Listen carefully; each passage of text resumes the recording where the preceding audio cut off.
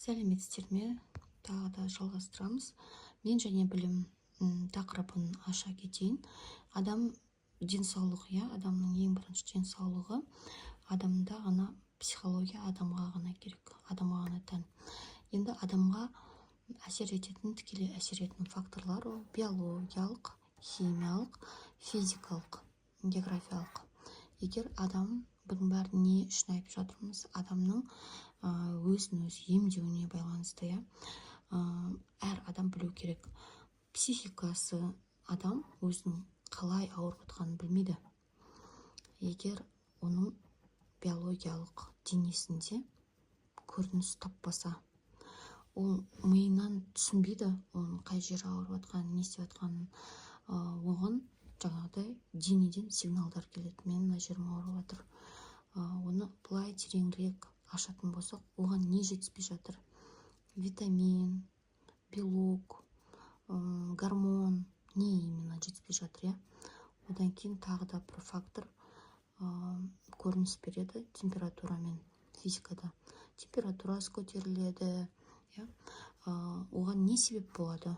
Оған себеп бізде оның орналасқан жері, оның жағдайы, сыртқы ортаның факторлары қалай әсер жатыр, Сыртқы ортаның әсерінен болды ма, или адамның өзінен туындады ма деген сияқты. Негізі адам өзін өзі емдейді. Тура осы сияқты біз любой адамға, ауырған адамға өзін өзі емдей алады адам. Ол бірінші былай жүзеге асады, былай осы заңдылық өйстіп домаланып тұра береді. Енді бүгін мен сіздерге, емес, мен осы негізі түпкі мақсатым менен кейінгі балам көрсе түсінікті болсыншы деп ойлаймын. Бүгін мен және ғылым. Ғылым дегеніміз не? Ғалым дегеніміз кім? Осы тақырыпты мен сіздерге айтқым келеді. Осы схема бойынша, жүйе бойынша кетті, осылай ауру басталды деген сияқты. Сол кезде адам өзі тану керек. Значит, біз неден білеміз? Көбінесе температура шыққаннан білеміз. Температура қалай шығады, не үшін шығады, адамның температурасы қандай, жалпы адамда қандай болады температура қалыпты жағдайда ауырмаған кезде дейтін болсақ, мынандай қазір ғылым мен ғалымды айтып кетемін. Адамның өзінің мынау дене құрылысы, физиология, анатомия бойынша адамда басы бар. Басында мынандай бетіп қалған миы бар. Мына жерде миы көрінбейді ғой бізде. Бірақ барлық нәрсені осы ми реттеп отырады. Бұның мақсаты қорғау, адамды қорғау мақсаты. Енді одан келген былай түсеміз. Адамда өзі ас қорыту, өңеш, кеңістік деген, одан былай ұзын болып кетеді. Ана жерде асқазан пайда болады. Енді ол асқазанға дейін мына жерде екі мынандай өкпе бар. Өкпеден кейін жүрегіміз бар, жүректен кейін астында диафрагма деген ет бар. Бұлшық ет бар. Енді ойлаңыз, адамның мына жерде қолтығының астында температурасын есептеген кезде 36-да 6 қалыпты жағдайда. Мына жерде тоже 36-да 6 есептеген кезінде. Ал кішкентай балаларда 38-ге дейін ол норма деп есептелінеді. Не үшін? Оны қазір мен айтамын. Міне, осы біздің ішек құрылысымыз, Аллах тағаланың бізге жаратқаны, мына бізде өкпе бұл физиология. Өкпенің и асқазанның, и мына жерде жүрек. Асқазанның ішінде 42 градус. 42 градус. Қалай ол деп айтатын болсақ, бұл физикалық қараған кезде мына жерде жүрек деген ол мотор. Бұл мотор бізде 60 рет соғып тұр, тоқтамай соғып тұр. Бұл жерде қозғалыс жүріп жатыр. И мына жерде өкпеміз бар, дем алып жатыр. Минутына дем алған кезінде дем алып, дем шығару бір 20-22-нің арасында қалыпты. Енді ойлаңыз, мына жақта тоқтамай жүріп жатыр, мына жақта тоқтамай жүрек соғып жатыр. И бұл екеуінің қозғалысынан мына жердегі температура қанша болады? 42 градусқа көтеріледі. 42 градус бізде уже асқазанның қалыпты температурасы болады.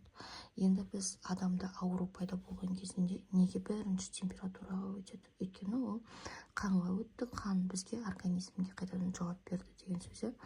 Тамақ келеді мына жерге, сөйтеді, мына жерде 42 градуста ол қорытылады и ары қарай тура ана миымыз сияқты былай шек кетеді, шек кетеді, шектерге қарай кетеді. Енді ойланыңыз, мына жерде сіздің температураңыз бір 38-39, 40-қа көтерілді дейік. Сыртта 36-та 40 градус болатын болса, 36-тан мына іштегі температура қанша болады? Іштегі температура уже кетті 40 градустан 42 деп жазып қойып болған. 42 градусқа дейін болады, негізі 40 градустан. Ойлаңыз, мына температураңыз 44, 43, 44 болып кетті. Сол себепті бізде бірінші мына температураны түсіріп алумен айналысамыз. И аурулардың бәрі осыдан шығады. Мына жерде градус көтерілді, мына жерде жүрек қатты соға бастады. Мынау қалыпты бізде жүрекке, өкпеге ауа қалай жетіп жатыр? Егер адам тыныс алу жолдарымен болатын болса, ол сразу өкпеге әсер етеді. Мынау жүрек қан тамыр болатын болса, ол сразу жүрекке әсер етеді. Сол себепті адам әрдайым өзінің денесін тани алған кезінде бізде температура, біз қолтықтан өлшейміз.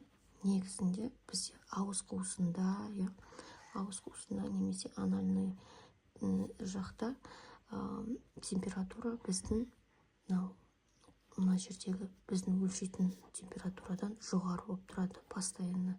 Өйткені неге? Өйткені іште мына жақта қозғалыс жүріп жатыр. Физикада қозғалыс болған кезінде моторыңыз қараңыз, моторыңыз қатты қозғалып тұр. И плюс мына жақтан не дейді, пар шығады, сөйтіп организм оталады. Тура машина оталған кезінде где оталады. Бұл нені білдіреді? Бұл біздің ауыз қуыс мына анальный тесіктерде температураның мына жердегіден 36 градустан көп болатын. И постоянно біз кішкентай балаларды қараған кезде олардың демін анықтаймыз. Демі қалай шығып жатыр? Демі қалай шығып жатыр? Или мына анальный тесігін көреміз. Ыстық па, ыстық емес па?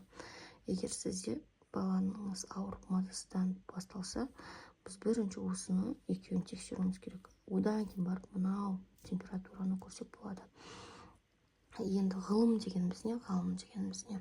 Ғылым дегеніміз ол біздің мына күнделікті мынау кәдімгі табиғи құбылысынан бәрін жаратылып қойған, ешкім осы жақтан ойлап таппаған. Ол біздің ішімізде. Осыны қағазға түсіріп, мынау осындай екен деп дәлелдеген адамды ғалым дейміз. Ғалым дегеніміз ол біздің апаларымыз, ол біздің аталарымыз, ол біздің бабаларымыз. Қандай ғалым болған. Тура осы сияқты мен қазір сіздерге осылай кішкене білімдерді беретін боламын. Менімен болғандарыңызға рахмет.